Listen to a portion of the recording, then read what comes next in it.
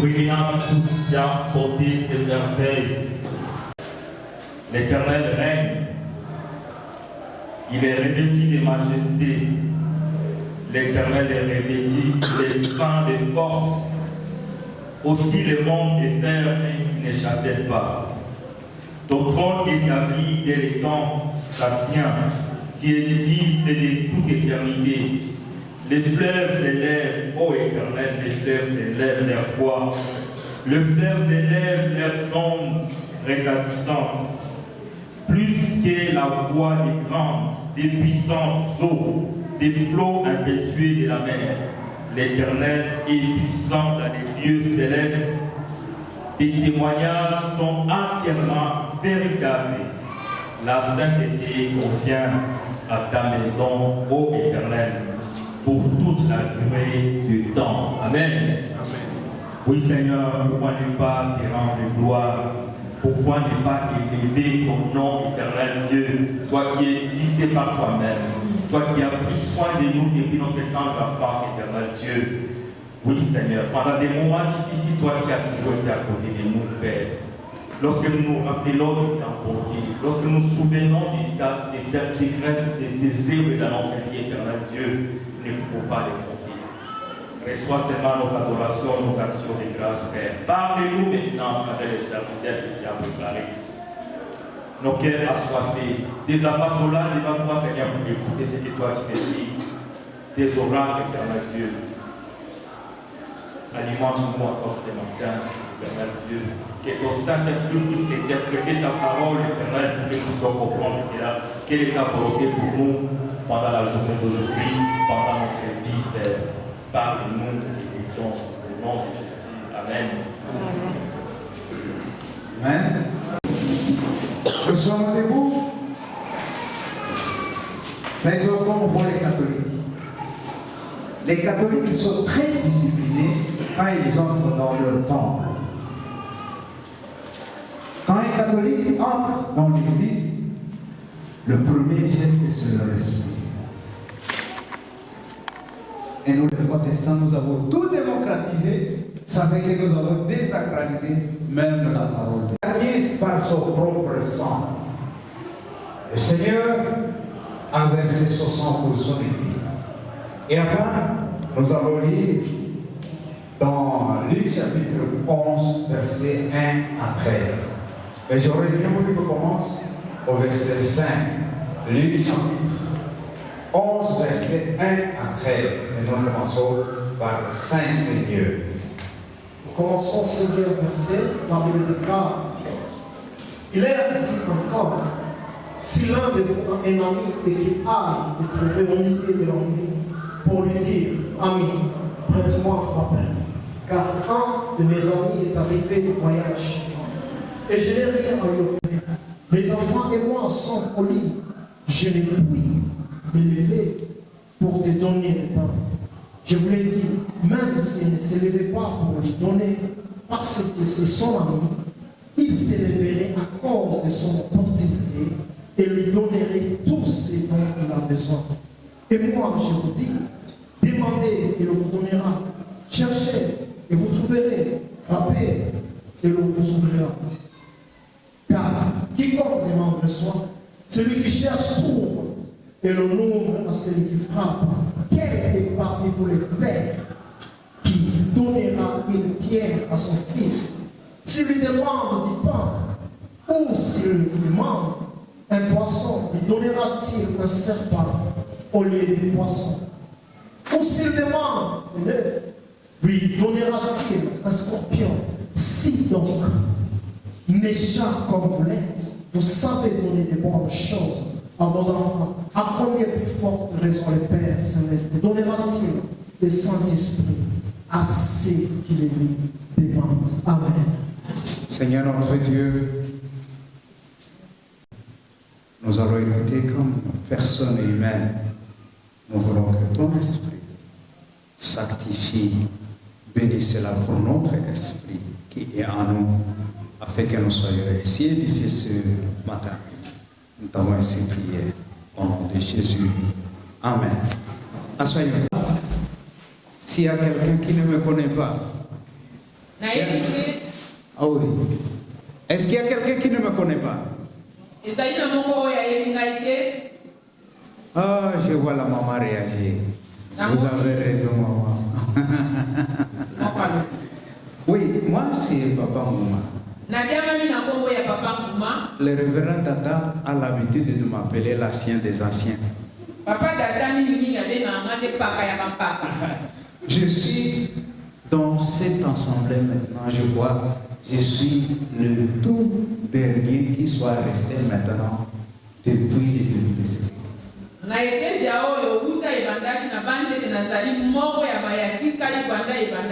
Voilà pourquoi il m'appelle l'ancien des anciens. Merci beaucoup, j'ai terminé tous les mandats comme ancien. C'est renouvelable, mais je crois que je devrais faire autre chose pour l'église.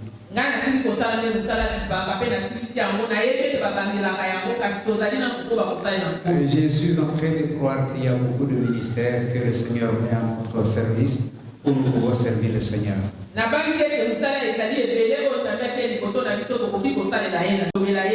Nous avons lu le premier passage dans Matthieu chapitre 16, verset 18. Dans Matthieu chapitre 16, verset 18, Christ est en train de s'adresser à son disciple qu'il aimait beaucoup, Pierre. Ici, Christ est en train d'annoncer déjà un projet. Christ annonce à Pierre que toi qui es Pierre, toi es Pierre, sur toi je veux bâtir un projet, mon église. Nous sommes à une période où on n'a même pas encore commencé à parler de l'église. Vous savez, c'est que son projet allait prendre corps. Christ savait ce qu'il allait mourir. Christ savait ce qu'il était venu pour créer la nouvelle alliance. Christ savait ce qu'il allait racheter des nations à Christ, à Dieu. Il savait ce que dans l'Ancien Testament, Dieu s'était choisi un peuple. Et il savait ce qu'il était descendu pour que le reste des gens appartiennent aussi à Dieu.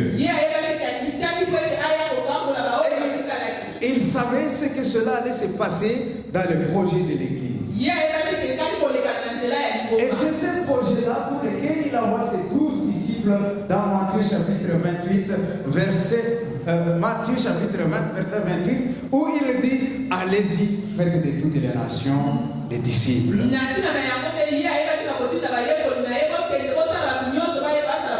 Il savait ce qu'il allait partir. Il savait ce qu'il y avait des gens qui étaient attachés à lui parce qu'il avait fait des miracles. Mais il se disait, si je pars, comment je vais faire déjà? Et c'est comme ça qu'il avait fait la promesse du Saint-Esprit. Il a fait la promesse du Saint-Esprit. Et quand il a accompli sa mission sur la croix, il dit, tout est accompli, il a rendu là. Mais avant ça, il dit à ses disciples, avant de partir, attendez. Les disciples ont attendu l'avènement du Saint-Esprit. Et le Saint-Esprit est venu. Et quand le Saint-Esprit est venu, a commencé l'Église. Et nous savons ce que le jour où le Saint-Esprit est arrivé, beaucoup de gens se sont convertis parce que le Saint-Esprit a donné la puissance pour prêcher la bonne nouvelle.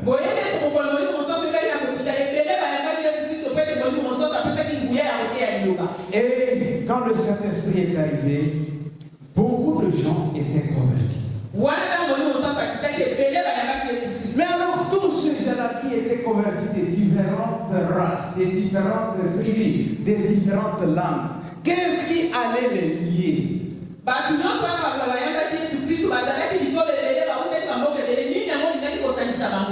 Il n'y a que l'Esprit de Dieu qu'on appelle le Saint-Esprit qui allait les lier. Et c'est comme ça que ce mois, j'ai beaucoup aimé le thème. Et ici, aujourd'hui, c'est le Saint-Esprit qui fait l'unité dans l'Église. On va nous réformer en un terme clair, le Saint-Esprit comme source de l'unité dans l'Église.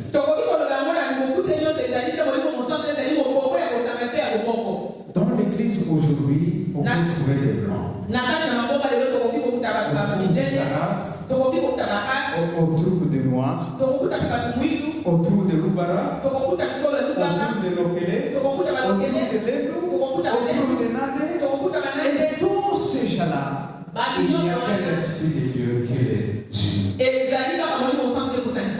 Quand l'esprit de Dieu les unit, ils sont devenus un. Il y a 2-3 ans, avec mon épouse, nous avons accueilli à la maison de missionnaires camerounais qui sont venus chez nous ici. Et c'est beaucoup plus tard, quand je leur posais la question, ils étaient de Douala. Ces missionnaires venaient de Douala, au Cameroun. Mais quand on se retrouvait avec eux à la maison autour d'un petit déjeuner, et il n'y avait que la joie. Et je me dis aujourd'hui, qu'est-ce qu'ils pouvaient me faire de cette joie si ce n'est que ça? Et alors, nous ici, nous sommes pourquoi si ce n'est que parce que Christ nous a unis? Et si Christ ne nous a pas unis, est-ce que nous nous retrouvions ici? Malheur à celui qui vient passer sur quelqu'un. Nous sommes ici pour Christ. Venez ici pour Christ. S'il y a un problème, si le problème n'est pas celui par lequel Christ vous chasse, ne quittez pas votre Église. Nous sommes humains. L'Église a aussi une dimension humaine. La dimension humaine peut avoir des difficultés. Mais ce n'est pas une raison pour que vous quittiez Christ. Vous n'êtes pas pour l'Église, vous êtes pour Christ.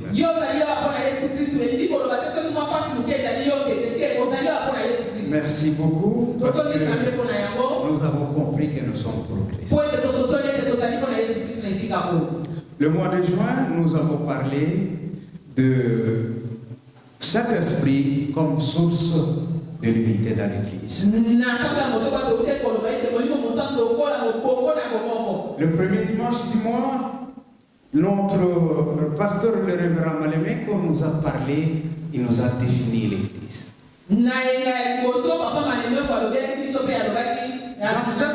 Dans cette définition, ce que j'ai beaucoup aimé, il dit l'Église est une structure que Dieu a créée pour unir les enfants qu'il s'est acquis par Christ.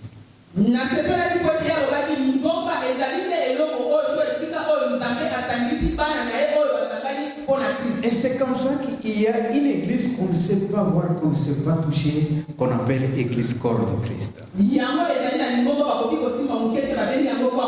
Et c'est dans ce corps de Christ que nous tous nous sommes là. Et c'est dans ce corps de Christ que vous trouverez un Chinois chrétien. Et c'est dans ce corps de Christ que quand vous rencontrez avec un autre frère chrétien, vous êtes content de vous retrouver devant un frère. Autour de cela, il y a aussi une église comme une assemblée, comme une communauté connue. C'est comme notre église locale de la commune. Ça, c'est une communauté connue, une assemblée. Où nous nous retrouvons et nous nous connaissons. Mais dans tout cela, il y a l'Esprit de Dieu. L'Esprit de Dieu est dans cette église. Et l'Esprit de Dieu est dans les gens qui composent l'église. Christ dit, je demeure en vous. Christ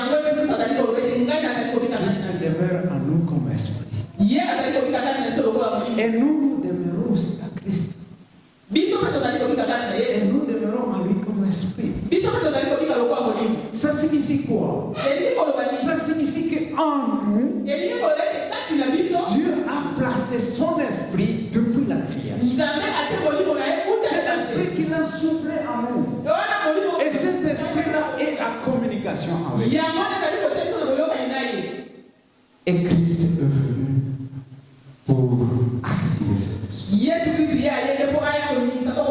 Et quand Christ a promis l'arrivée du Saint-Esprit les jours de la Pentecôte, cet esprit-là qui était avec Dieu est venu finalement vivre avec nous. Et l'esprit-là est en nous. Et c'est cet esprit qui a abattu toutes les barrières qui pouvaient séparer les chrétiens. Et c'est comme ça que nous qui avons grandi à la mission, je me rappelle à Réti, on ne connaissait pas si celui-ci est à nous. Celui-ci est de tel pays. Ça, le travail que le Saint-Esprit. Le deuxième dimanche, nous avons parlé de l'Esprit de Dieu sur les chrétiens. Ici, je voudrais noter une petite nuance. Christ dit que l'Esprit est en nous. Mais il ajoute ici que l'Esprit vient aussi sur nous. Quand l'Esprit est en nous, il nous transforme. Il agit. Il nous rend des gens que l'Esprit veut que nous soyons. Mais quand l'Esprit vient sur nous, il nous pousse à l'acte. Il nous fait travailler. Et c'est comme ça que les jours les apôtres ou les disciples ont reçu le Saint-Esprit. Ils sont devenus actifs. C'est comme ça on dit, quand le Saint-Esprit va venir sur vos enfants, vos jeunes, vos vieillards, ils vont prophétiser.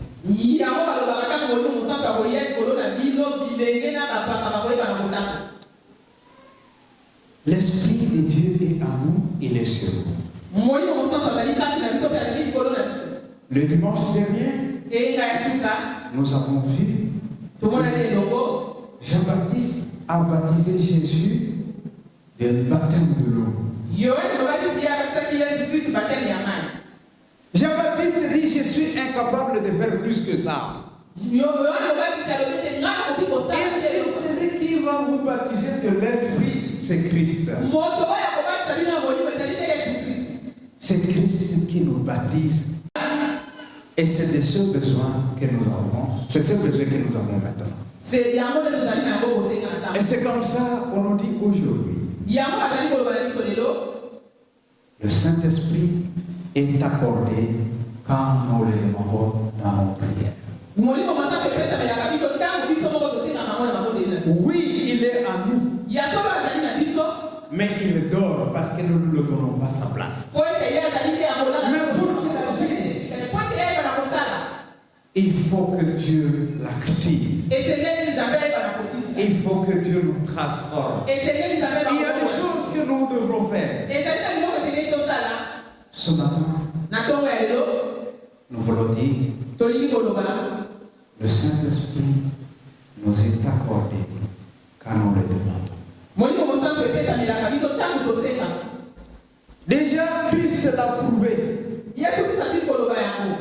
Dans le passage que nous avons lu de Luc chapitre 11, verset 5, verset 13. Dans ce chapitre, Christ est en train de faire comprendre à ses disciples. Quand vous êtes dans le besoin, il faut demander. Et vous n'allez pas demander à n'importe qui. Ce n'est pas parce que vous êtes dans le besoin que vous allez sortir pour aller chercher n'importe qui et lui demander. Pour demander à quelqu'un, il faut que celui-là soit votre intime. Il faut que celui-là soit votre ami. Il faut que celui-là soit votre frère. C'est signifie vous devrez avoir une relation antérieure avec celui-là. La relation que vous avez avec celui-là doit être une bonne relation. Et même si vous avez la bonne relation avec lui, ça ne suffit pas. Il faut insister pour qu'il vous le donne. Il faut insister.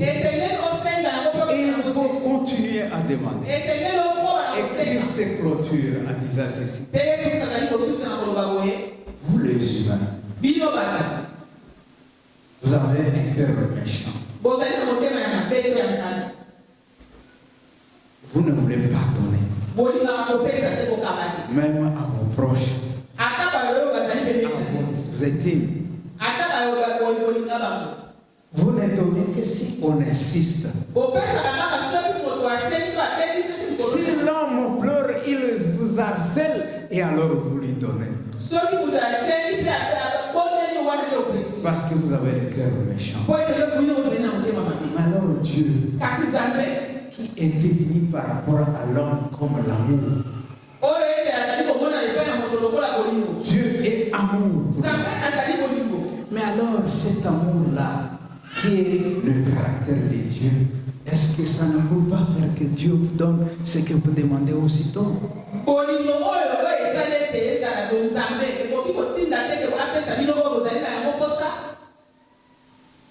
Dieu attend de nous que nous exprimions nos besoins. Le premier besoin que nous avons dans notre vie chrétienne, c'est le besoin de cet esprit actif.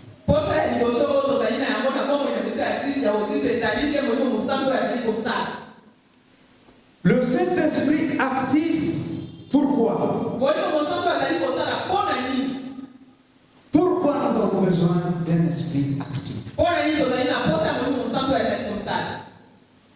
Parce que le Saint-Esprit produit à l'homme le fruit de l'esprit. Si Dieu est là, il va nous lire Galates chapitre 5, verset 22. Si on peut nous le projeter. S'il n'est pas là, je vois Isaac. Tu peux nous lire Galates chapitre 5, verset 22. La Bible dit ceci. Mais les fruits de l'esprit, c'est l'amour, la joie, la paix, la patience, la beauté, la bénignité, la fidélité, la douceur, la tempérance. La loi n'est pas contre ces choses. Amen. Voilà le premier besoin. Le premier besoin. Nous n'allons pas nous cogner. Nous n'allons pas nous bousculer. Si nous avons la patience, nous allons nous tolérer. Si nous avons la patience, nous allons accepter de supporter le temps que ce que nous avons demandé prend. Et c'est ce fruit qui fait la source de l'unité de l'Église.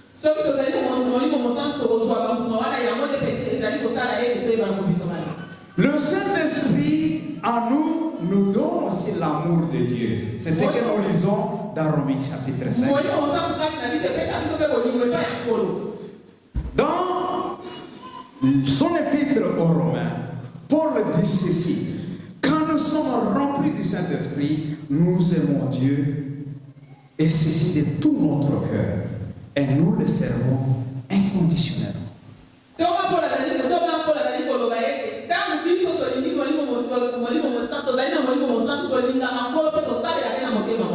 On ne va pas crier ici, venez donner l'argent pour construire l'église.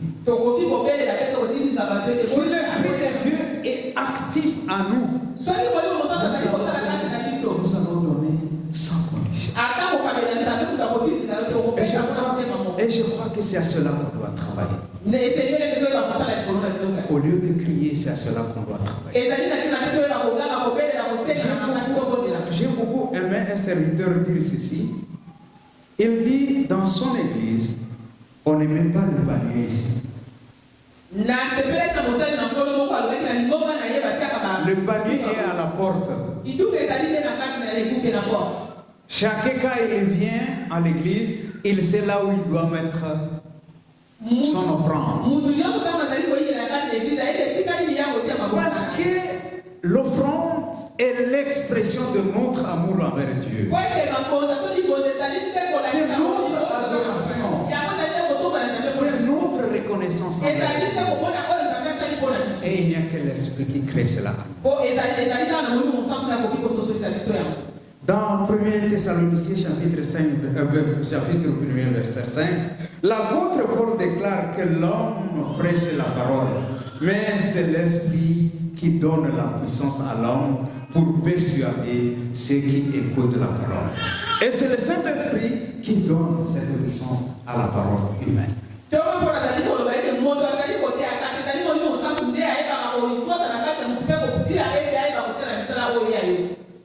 Je peux parler comme humain. Très beau discours. Mais il va passer. Mais quand l'Esprit vient y ajouter sa puissance, vous allez voir les résultats. Et si nous voulons parler de la parole de Dieu aux amis, aux frères, nous avons besoin de cet esprit. Et il ne peut nous être donné que si nous continuons à demander à Dieu. Et si nous continuons à demander à Dieu et que nous ne sommes pas des amis intimes de Dieu, Dieu ne nous le donnera pas.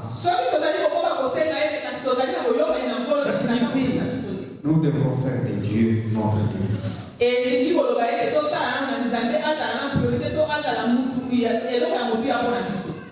Dans Luc chapitre 12, verset 12, la Bible déclare que l'Esprit nous donne les messages dont nous avons besoin à chaque heure.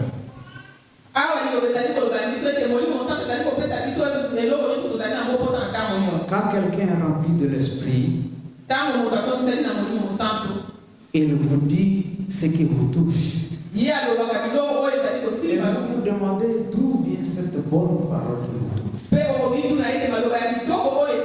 C'est l'Esprit qui est en lui, qui vous révèle. Et si vous voulez avoir des paroles justes, vous avez besoin de cet esprit. Et vous devrez les demander à Dieu. Au lieu de vous lamenter, au lieu de vous fragiliser, au lieu de vous flageller, demandez plutôt à Dieu.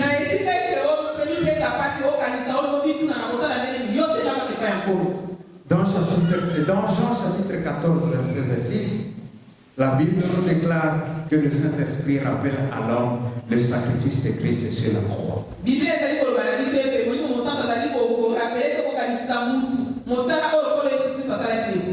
C'est grâce au Saint-Esprit que nous reconnaissons la valeur de ce que Christ a fait pour nous.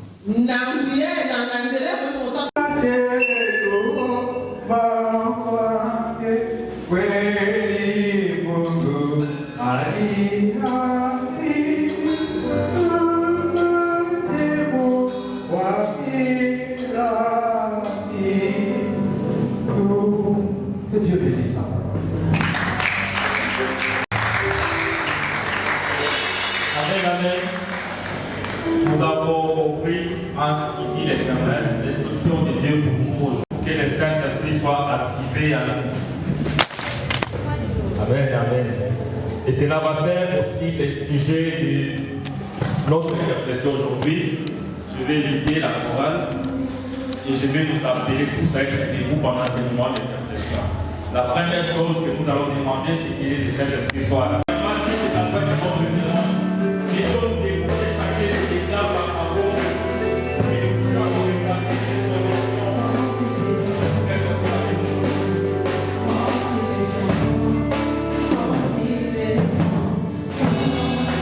Descends.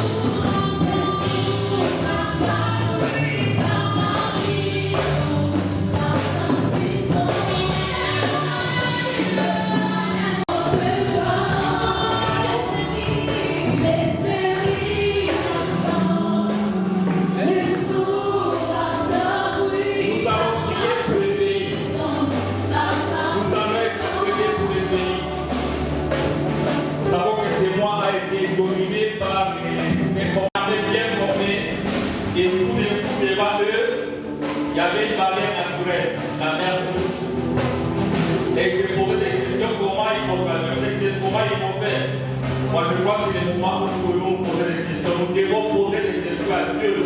Qu'est-ce qui se passe dans ce pays? Ça fait 20 ans. Et à l'Est, il y a toujours la souffrance. Les personnes qui sont divorcées, les orphelins, les déplacés, les veuves, les personnes qui sont victimes de cette guerre, des innocents qui meurent. Nous allons prier pour les familles des militaires. Ces personnes volontaires qui ont accepté de tout sacrifier pour défendre la cause de ces pays et qui, des fois, se sentent trahis devant cette situation. Ils laissent les enfants sans indemnité, ils ne savent pas payer les loyers, ni la scolarité, ni les soins, ni les niveaux pour les enfants. Nous allons prier pour ces familles-là. Vous avez intercédé pour ces familles. Toutes ces personnes qui sont égorgées jour et nuit, que ce soit par des adeptes, nous allons prier parce qu'il y a quelques les princes qui peut restaurer la sécurité dans notre pays. Même si ça dit, nous savons que les régulateurs, les orateurs vont intervenir à ces moments. Nous, notre rôle, c'est de pouvoir les supplier, de pouvoir élever notre foi. Prions pour notre pays. Oui, éternel. Devant cette agression, nous avons l'impression d'être agressés par Dieu. Nous avons l'impression que rien ne va dans la politique de notre pays. Nous avons l'impression que ce pays est trahi dans le Dieu. Nous avons des impressions dans le Dieu, mais nous oublions que toi, le Dieu de l'armée qui est là maintenant. Ce matin, nous prions encore l'éternel Dieu, nous joindre à tous ceux qui sont en train d'élever leur foi, de joindre nos voix éternelles à tous ceux qui sont en train d'explorer ta grâce pour les pieds éternel Dieu. Chaque jour, Père, pour demander des voix qui exaltent ces pays. Déjà, qui sont en train de se déplacer dans leur propre pays. Ces affaires qui sont abandonnées, les savoirs qui sont par tes parents. Ces familles et militaires éternel Dieu, qui ont sacrifié leur vie pour les gens et les militaires de ces pays éternel Dieu. Nous sommes en train de demander ta grâce vers tes enfants éternel Dieu. Tous ces orphelins qui sont restés éternel Dieu, sans avenir. Éternel, ils doivent compter sur toi, nous avons rien à faire éternel papa. Oui Père, continuez à agir dans les cœurs de nos politiciens éternel Dieu. Nous devons faire nos confiance à eux éternel. C'est toi qui donnes le pouvoir, c'est toi qui donnes le pouvoir éternel Dieu. Nous espérons à toi et la foi de sa foi dans des choses qu'on ne voit pas et des choses qui doivent arriver éternel Dieu. Même si l'ennemi est à la porte, même si nous pensons que la vie des pauvres a été récompensée éternel Dieu, nous continuons à espérer que toi tu vas agir. Comme c'est que tu as fait pour les peuples d'Israël, lorsque les trouvaient devant la même bouche. Et là, tu as englouti les peuples, tu as englouti la reine de Justin, éternel Dieu, et l'histoire est terminée. Parce que toi, tu as dit, les ennemis que vous voyez se révéler plus jamais, éternel Dieu. Nous voulons que cette parole s'accomplisse dans la vie des peuples congolais aujourd'hui. Et un jour, nous parlons de l'histoire que l'Éternel a arrêté les massacres dans l'Est du pays. Qu'un jour, nous apprenions que l'intégrité territoriale du pays est sécurisée. Qu'un jour, nous apprenions que l'Itourie est complètement pacifiée, éternel Dieu. Et nous sommes en train de croire à ces choses que nous déclarons maintenant, éternel Dieu. Les moments sont difficiles, certes, éternel Dieu. Les moments sont difficiles, certes, éternel Dieu. Mais nous devons activer notre foi pour que nous puissions vivre la foi qui agit, éternel Dieu. Toi qui as dit, tu as donné la force, la puissance à nos paroles, éternel. Tout ce que nous pouvons déclarer, nous pouvons l'avoir parce que ton Saint-Esprit est à nous. Parce que ton Saint-Esprit est connecté à nous, éternel Dieu. Cet esprit-là qui est prêt auprès de toi, même notre vie qui ne peut pas s'exprimer, éternel Dieu. Écoute les soupirs de tes enfants aujourd'hui, éternel Dieu. Lorsque nous sommes en train de prier, lorsque nous sommes en train de pleurer, lorsque nous sommes en train de gêner pour ce pays, éternel papa. Oui, Seigneur. Toi qui vas transformer toutes ces difficultés en opportunités aujourd'hui, éternel Dieu. Père, nous sommes en train également de prier pour cette semaine que nous allons commencer, qui sera avec des affaires, éternel Dieu, pour nos affaires, nos entreprises, nos travaux, éternel Dieu. Je prie également, éternel Dieu, pour les couples, éternel Dieu. Toi qui sais que les couples deviennent les cibles des diables aujourd'hui. Les enfants sont devenus les portes d'entrée des diables, éternel Dieu. Nous n'avons pas la capacité d'assurer l'éducation, éternelle, l'éducation vient de toi. Nous voulons que ton Saint-Esprit règne encore, que ton Saint-Esprit vienne régner dans nos familles, éternel Dieu, pour que nous puissions transmettre à nos enfants les valeurs, éternel éternel Dieu, comme Diabète, éternel, comme Timothée est en train de nous dire, tout ce que nous avons appris de toi, depuis notre enfance, Seigneur, que nous, parents, puissions transférer ça à nos enfants.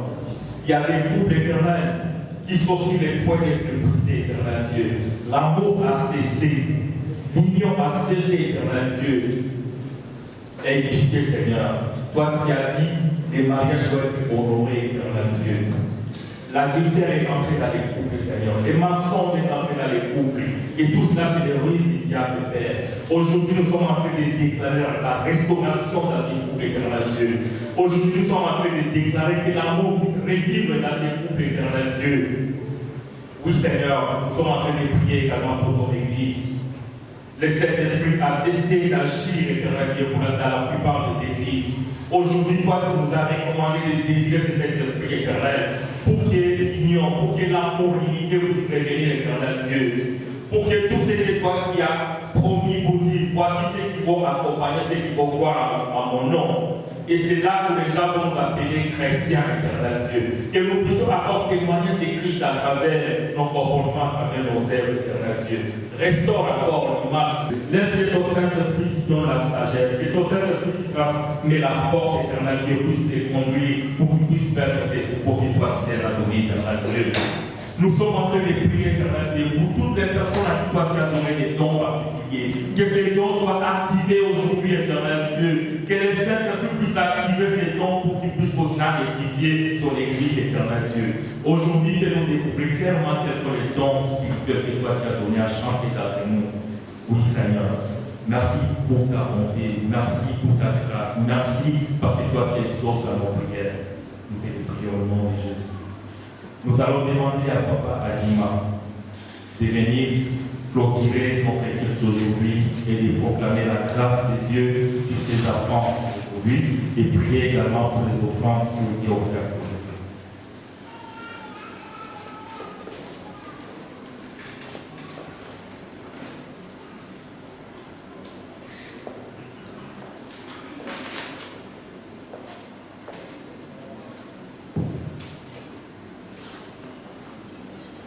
Avant de prier, nous voudrions vous informer que le président communautaire est arrivé. Pourquoi vous avez vu le pasteur Sénégalais pour le prendre de l'aéroport. Mettons-nous debout.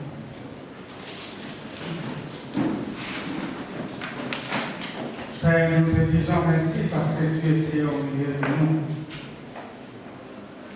Tu nous as assistés, tu nous as accompagnés.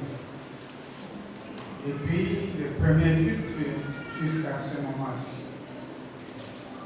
Nous te rendons grâce parce que tu nous as bénis abondamment par ta parole. Bénis cette assemblée. Bénis tout son activité pendant la semaine ici. Bénis le prédicateur officiant. Bénis la chorale. Bénis nous tous. Bénis ce panier. Bénis ceux qui n'ont pas donné, car nous ne pouvons donner que ce que tu nous donnes. Et que prochainement, si c'est ta volonté, nous puissions encore nous rencontrer ici. Pendant les activités programmées pendant la semaine et les dimanches prochains. Et si c'est tel est ton vœu de prendre ton Église, et nous serions contents parce que le temps est venu. Mais ce n'est pas à nous de te précipiter, tu le fais à ton programme. Et ta grâce soit